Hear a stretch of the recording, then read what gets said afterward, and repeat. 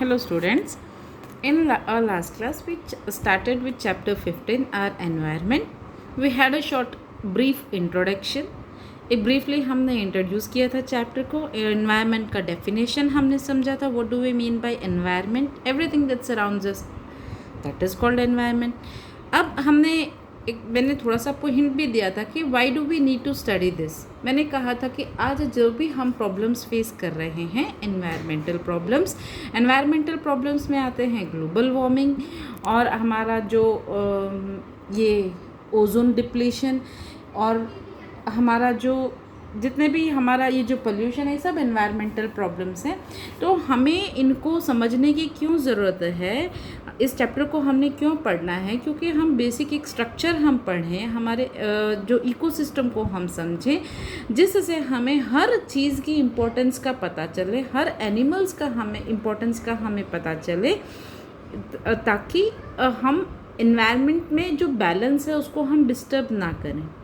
तो उस चीज़ को समझने के लिए एक ये चैप्टर रखा हुआ है, ताकि आपको ब्रीफली ये समझ में आए कि किस तरीके से living components as well as non living components environment के लिंक्ड होते हैं आपस में, और किस तरह से जो लिविंग ऑर्गेनिजम्स हैं, जो भी लिविंग ऑर्गेनिजम्स हैं, उनका आपस में क्या इंटरडिपेंडेंस है, उनके जो आपस में क्या कनेक्शन है, वो कहीं ना कहीं इस एनवायरनमेंट में इम्पोर्टेंट हैं.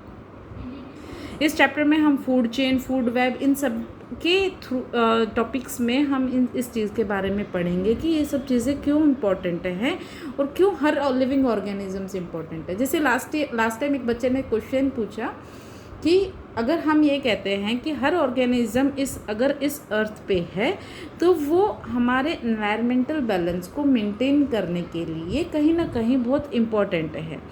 उसका एक अपना एक पोजीशन है इन्वायरमेंट में. तो एक बच्चे ने क्वेश्चन पूछा कि जो मॉस्किटो है जिसकी हम बात करते हैं, वो हमें परेशान करता है, डिजीज़ कॉज करता है, वो उसका क्या इम्पोर्टेंस है एनवायरनमेंट में, मॉस्किटो का क्या इम्पोर्टेंस हो सकता है. तो बच्चे इसका क्या सोचो आप ज़रा, क्या इम्पोर्टेंस हो सकता है मॉस्किटो का, कि उसकी क्या ज़रूरत है. ना तो वो पॉलिनेशन करता, अगर हम हनी बी की बात करें तो ना तो हनी बी तो पॉलिनेशन करती है, बहुत इंपॉर्टेंट है. बल्कि अल्बर्ट आइंस्टाइन ने ये कहा था कि अगर हनी बीज डिसअपियर हो जाते हैं, एक्सटिंक्ट हो जाते हैं, तो within few years, like around 50 to 100 years में, all the living organisms on this earth would be wiped out. सब के सब मर जाएंगे, क्योंकि प्लांट हम सारे अल्टीमेटली किसके ऊपर डिपेंड कर रहे हैं, प्लांट्स के ऊपर डिपेंड कर रहे हैं. और प्लांट्स के लिए इंपॉर्टेंट रोल कौन प्ले कर रहा है? इंसेक्ट्स जो इंपॉर्टेंट रोल प्ले करते हैं पॉलिनेशन के लिए. तो मॉस्किटो को तो पॉलिनेशन में भी कोई रोल नहीं है, हमने तो आज तक नहीं पढ़ा कहीं पे भी.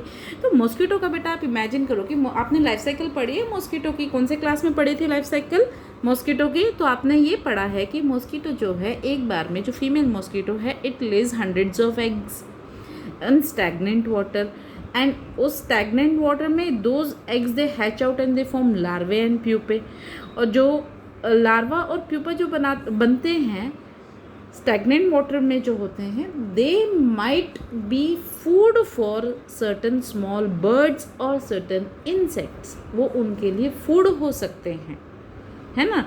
तो कहीं ना कहीं ये एक इम्पॉर्टेंस हमें समझ में आती है मॉस्किटो की, कि वो जो लार्वे हैं वो बहुत किसी न किसी उसमें जो लिविंग वाटर में जो रहने वाले ऑर्गेनिजम्स हैं उनके लिए फूड का काम कर रहे होंगे. तो इस तरीके से हर लिविंग ऑर्गेनिज्म इम्पॉर्टेंट है. फिर हमने इकोसिस्टम का पढ़ा था कि इकोसिस्टम हम किसे कह रहे हैं, जो लिविंग थिंग्स का इंटरेक्शन आपस में है और जो नॉन लिविंग एनवायरनमेंट के साथ जो इंटरेक्शन है उसे हम इकोसिस्टम कहते हैं. अब हम पढ़ने वाले हैं, today we are going to learn is components of ecosystem. कि इकोसिस्टम के कंपोनेंट्स क्या है. लास्ट टाइम हमने पढ़े इकोसिस्टम दो टाइप्स के होते हैं, आर्टिफिशियल और नेचुरल. क्रॉपफील्ड गार्डन्स आर्टिफिशियल इकोसिस्टम में, और जो हम फॉरेस्ट की बात करें, लेक्स एंड पॉन्ड्स, वो सब किस में आते हैं, नेचुरल इकोसिस्टम में आते हैं. अब हम बात कर रहे हैं कंपोनेंट्स की. तो इकोसिस्टम के कंपोनेंट्स क्या होंगे, लिविंग और नॉन लिविंग. ब्रॉडली हम उसको दो कैटेगरीज में डिवाइड कर सकते हैं. देखो मैं दिखाती हूँ, इसको आपने नोट डाउन करना है, इसको ऐसे फ्लो चार्ट के फॉर्म में नोट डाउन करो कि कंपोनेंट्स ऑफ इकोसिस्टम क्या है, कि abiotic components and biotic components. अब एबायोटिक कंपोनेंट्स में जितने भी नॉन लिविंग कंपोनेंट्स हैं, light, temperature, moisture, soil, water, ये सब and many more such factors, वो सब किस में आते हैं? Abiotic components. इवन माउंटेन्स सब इस किस में आते हैं? Abiotic components. और बायोटिक कंपोनेंट्स में क्या आते हैं? जितने लिविंग ऑर्गेनिजम्स हैं किसी इकोसिस्टम में, वो आते हैं बायोटिक कंपोनेंट्स में। Producers, consumers and decomposers. Producers क्या होते हैं? ये फर्स्ट लेवल पे आते हैं। और क्या होते हैं ये वो ऑर्गेनिजम्स होते हैं जो अपना फूड खुद प्रिपेयर करते हैं। और इनको हम अगर कैटेगराइज करें तो हम कह सकते हैं chemo autotrophs and photo autotrophs. Chemo autotrophs इसके अंडर में आते हैं सर्टन बैक्टीरियाज, जैसे कि सल्फर बैक्टीरिया। फोटो ऑटोट्रोप्स में कौन आते हैं? जो लाइट एनर्जी यूज़ करके और फूड सिंथेसाइज करते हैं, तो उन्हें हम क्या कहते हैं? Photo autotrophs. इसके अंडर में एल्गी, प्लांट, ये सब किस में आते हैं? फोटो ऑटोट्रोप्स में। फिर बात करते हैं कंज्यूमर्स की, सेकेंड कंपोनेंट। कंज्यूमर्स क्या होते हैं? ये वो ऑर्गेनिजम्स होते हैं जो प्रोड्यूसर्स के ऊपर डिपेंड करते हैं अपने फूड के लिए, डायरेक्टली या फिर इनडायरेक्टली। यानी कि अगर देखो, कंज्यूमर अगर डायरेक्टली प्रोड्यूसर के ऊपर डिपेंड है, प्रोड्यूसर कौन है? प्लांट। और कंज्यूमर कोई भी एक एनिमल जो डायरेक्टली अगर प्रोड्यूसर के ऊपर डिपेंड करता है, जैसे कि हर्बीवोर्स, अगर उनके ऊपर डिपेंड करते हैं तो वो क्या कहलाएंगे? सॉरी, डायरेक्टली डिपेंडेंट जो एनिमल है वो क्या कहलाएगा? हर्बीवोर कहलाएगा। जो इनडायरेक्टली डिपेंडेंट है प्रोड्यूसर के ऊपर, जैसे कि उस एनिमल को क्या कहेंगे हम? कार्निवोर। इनडायरेक्टली क्यों कह रहे हैं हम? क्योंकि कार्निवोर जो है वो हर्बीवोर के ऊपर डिपेंड करता है, हर्बीवोर फिर किसके ऊपर डिपेंड करता है? अल्टीमेटली प्रोड्यूसर के ऊपर डिपेंड करता है। तो यानी कि जो एनिमल्स डायरेक्टली या इनडायरेक्टली प्रोड्यूसर्स के ऊपर डिपेंड करते हैं for food are called consumers.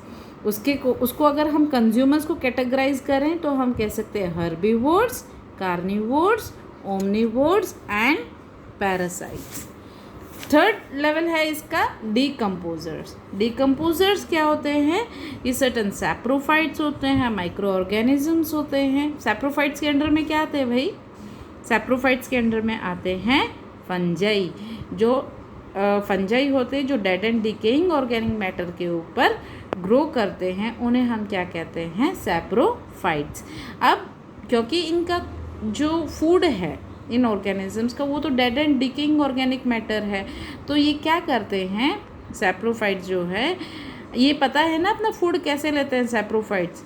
ये अपन ऐसे एंजाइम्स रिलीज करते हैं। They release certain enzymes which breaks down the complex organic molecule into simpler ones and then they absorb the nutrients from that। तो इसीलिए ये कॉम्प्लेक्स ऑर्गेनिक मॉलिक्यूल्स होते हैं उनको ब्रेक डाउन करते हैं। तो ये क्या कर रहे हैं कि अल्टीमेटली जो न्यूट्रिएंट्स हैं, जो कॉम्प्लेक्स और जो न्यूट्रिएंट्स हैं ऑर्गेनिज्म के अंदर, उसको सिंप्लीफाई करके, सिंपल फॉर्म में ब्रेक करके दोबारा से सॉइल को रिप्लेनिश कर रहे हैं जो सॉइल से ली गई थी। तो ये देखो, प्रोड्यूसर्स, कंज्यूमर्स एंड डिकम्पोजर्स, एक साइकिल भी बन रही है अपने आप में कि सॉइल जो है एबायोटिक कंपोनेंट है सॉइल। अब सॉइल में क्या है? मिनरल्स एंड न्यूट्रिएंट्स हैं। और वाटर भी एबायोटिक कंपोनेंट है। सॉइल, वाटर, उसमें जो मिनरल्स प्रेजेंट है उसके ऊपर कौन डिपेंड कर रहा है? प्रोड्यूसर डिपेंड कर रहे हैं। प्रोड्यूसर क्या करते हैं? सिंपल ऑर्गेनिक या इनऑर्गेनिक फॉर्म में जो है मिनरल्स को एब्जॉर्ब करते हैं सॉइल से, और फिर क्या करते हैं? उससे कॉम्प्लेक्स मॉलिक्यूल सिंथेसाइज करते हैं और अपना फूड बनाते हैं। अब कंज्यूमर क्या करते हैं? इसे बना बनाया फूड ले लेते हैं। और इसके अंदर भी आपने फिर पढ़ा है कंज्यूमर्स में, अब लाइफ प्रोसेस के चैप्टर में आप याद करो, हम कंज्यूमर्स की कैटेगरी में आते हैं। तो हमारे अंदर भी क्या होता है कि हम जो फूड लेते हैं सबसे पहले उसको दोबारा सिंप्लीफाई किया जाता है एलिमेंट्री केनाल, जो जिसके लिए डाइजेस्टिव सिस्टम है। फिर क्या होगा? डाइजेशन होगा फूड का, और डाइजेशन होकर के फिर क्या है? मॉलिक्यूल्स में मॉलिकुलर फॉर्म में ब्रेक डाउन हो जाएगा, एब्जॉर्प्शन होगा, फिर एसिमिलेशन होगा, यानी कि सिंपल फॉर्म में कन्वर्ट करने के बाद दोबारा उन मॉलिक्यूल्स को यूज़ किया जाएगा कॉम्प्लेक्स चीज़ें बनाने के लिए, जैसे एंजाइम्स हैं, सेल के डिफरेंट स्ट्रक्चर्स हैं, तो उनको बनाने के लिए दोबारा उनको कॉम्प्लेक्स फॉर्म में उन मॉलिक्यूल्स को जोड़ के कॉम्प्लेक्स फॉर्म में कन्वर्ट किया जाएगा। अब इन ऑर्गेनिजम्स की जब डेथ होती है तो ये जो कॉम्प्लेक्स मॉलिक्यूल्स जो हैं इन प्रोड्यूसर्स में या कंज्यूमर्स के अंदर, तो उनको फिर से सिंप्लीफाई करके वापस ये कहाँ रिटर्न कर रहे हैं, डिकम्पोजर्स सॉइल में वो रिप्लेनिश कर रहे हैं, उसको रिटर्न कर रहे हैं। तो बेसिकली क्या है, ये एक नेचर की साइकिल का हिस्सा है, प्रोड्यूसर्स, कंज्यूमर्स एंड डिकम्पोजर्स। तो बच्चे आप इसको एक बार फ्लो चार्ट के फॉर्म में बनाइए, और फिर इसके बाद आपने क्या करना है, इसके बाद ये वैसे वीडियो लंबी हो जाएगी, आप इसको नोट डाउन कर लो। जैसे कि ये वाला में हमने जो अभी डिस्कस किया है वही चीज़, जैसे abiotic components are the non living components such as air, water, land, light, temperature etcetera. Biotic components क्या हैं, are all the living components such as plants, animals, bacteria, fungi etcetera. ये अभी मैंने डिस्कस किया है। On the basis of nutrition biotic components are producers, इसको भी आप नोट डाउन कर लेना, ठीक है। Producers are all green plants and blue green algae that can produce their own food using abiotic components. देखिए एक सेकेंड डिस्टर्बेंस है। Then consumers include all the animals which depend on producers directly or indirectly for their food। फिर consumer का division क्या है, division of consumers is herbivores, carnivores, omnivores and parasites. तो herbivores are plant eater animals या plant eaters are called herbivores, example goat and deer. और carnivores क्या है, flash eaters जैसे कि लायन। ओमनीवोर्स क्या हैं, जो प्लांट्स और एनिमल्स दोनों को ही कंज्यूम करते हैं, example human beings. And parasite क्या होते हैं, parasites they live on the body of the host and take food from it, example lice. Lice मतलब जो जुएँ होती है ना, जू जिसे बोलते हैं, जो हेयर लाइज होती हैं वो। और कस्क्यूटा, कस्क्यूटा मीन्स अमरबेल, आपने देखा होगा पेल ग्रीन कलर की जो पतली सी होती है। On our way to school also we see many plants on that, बहुत सारे ये लगे होते हैं। ये पैरासिटिक प्लांट है कस्क्यूटा, और लाइस जो है पैरासिटिक एनिमल का एग्जाम्पल है। Cuscuta is an example of parasitic plant. और अच्छा चलो कल नेक्स्ट आप ये सोचना कि कार्निवोर और पैरासाइट में जो है डिफरेंस क्या होता है, ठीक है। तो ये नेक्स्ट वीडियो तक आप इसको सोचना, फिर हम डिस्कस करेंगे इसको कि कार्निवोर और पैरासाइट्स में क्या डिफरेंस होता है। तो बच्चे आपने इतना नोट करना है, ये जो वाला पेज है, ठीक है। और यहाँ पे आज की क्लास हम यहीं ख़त्म करते हैं। तो मैं ठीक है बच्चा, okay, that's all for today students, thank you. आप स्क्रीनशॉट ले लेना इसका, ठीक है, और फिर इसको लिखना।